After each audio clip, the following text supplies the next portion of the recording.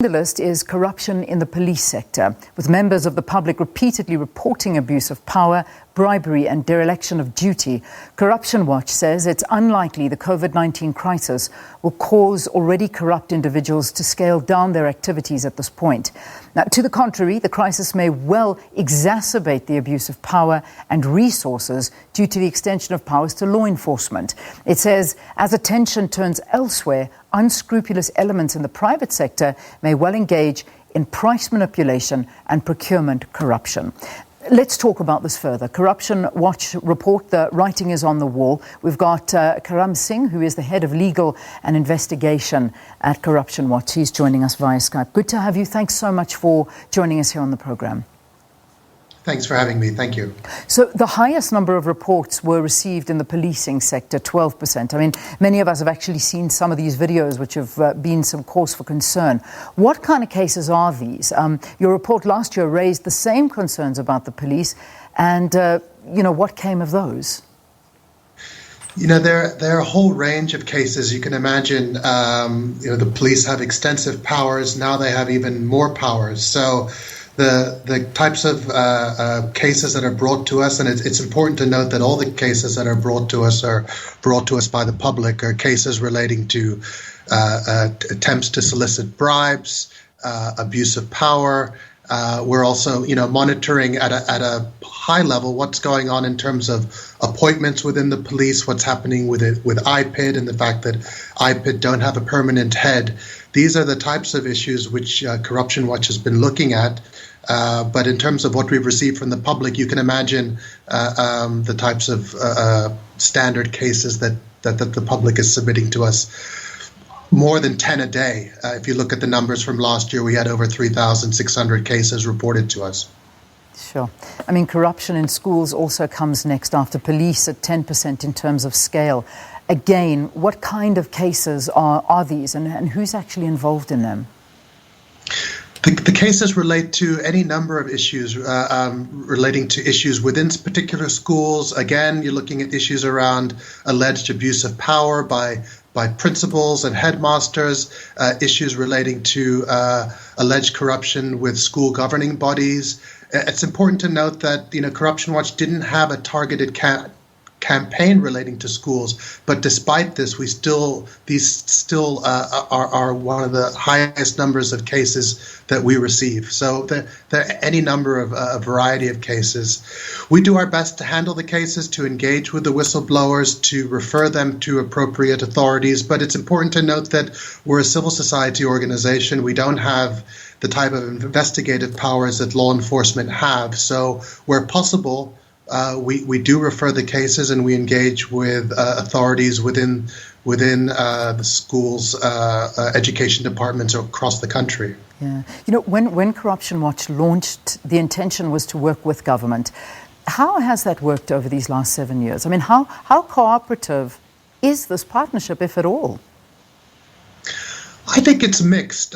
It wouldn't be fair to say that government is completely uncooperative, but in some cases, government is not as cooperative as we would like them to be. It really depends from sector to sector. So, one of the things that we have to do in many cases is to try to verify the allegations that are received to us and understand whether there's some type of an internal investigation going on. So to that extent, we will engage with ministers, with MECs, with director generals by engaging with them. It's very mixed, Leanne. In some cases, we get cooperation. In some cases, we get immediate action. In other cases, we get pushback. So I'll give you an example of a recent case. We had a whistleblower approach us regarding victimization at ESCOM. This led to us writing a letter to the CEO of ESCOM and to the board. And following that engagement, they've issued an investigation into this matter. So we do have instances where there is a direct response, and then we have instances where our letters get unanswered. Yeah, and that is worrisome. It really is, because I think that you get to hear things that government may not hear, and that's why you are, in a way, their eyes and ears on the ground. And we hope that this relationship will become a lot better. Data shows that 29% of corruption reports involve national government, which has increased by 2% from 2018, and this in itself is a problem. How much of these cases have seen internal disciplinary processes, and how many have actually been prosecuted? I think in terms of internal disciplinaries, it's difficult for me to comment on that. There certainly are cases. In terms of prosecutions, I think it's fair to say that we are lagging behind. And as Corruption Watch, we are placing a lot of stock in what's happening at the NPA in terms of the establishment of the new investigative directorate.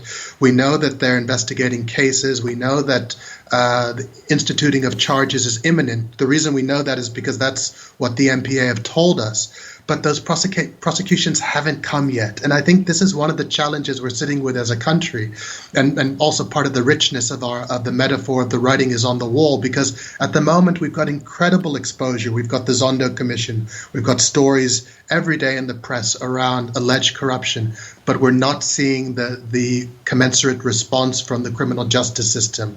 We're not seeing asset recoveries. We're not seeing prosecutions. So obviously we're living in extraordinary times. The country's not in a normal place at the moment. The world's not in a normal place.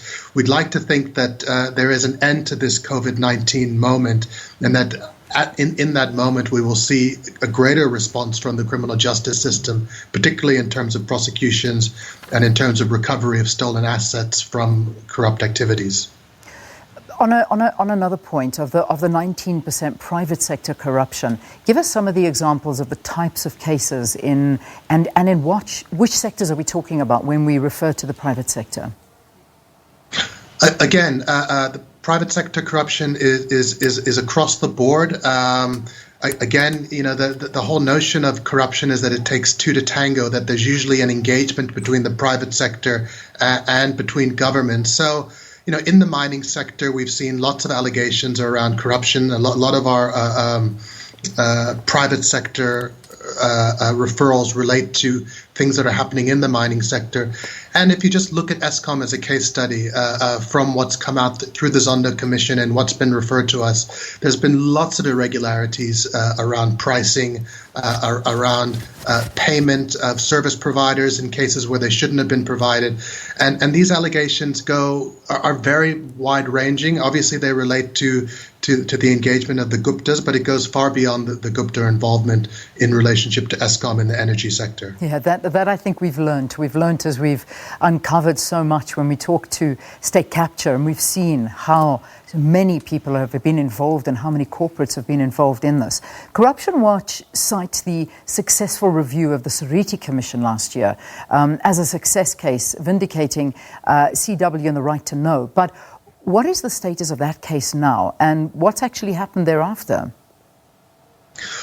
Well, I mean, it remains to be seen what happens now. Effectively, the Sarita Commission report was overturned.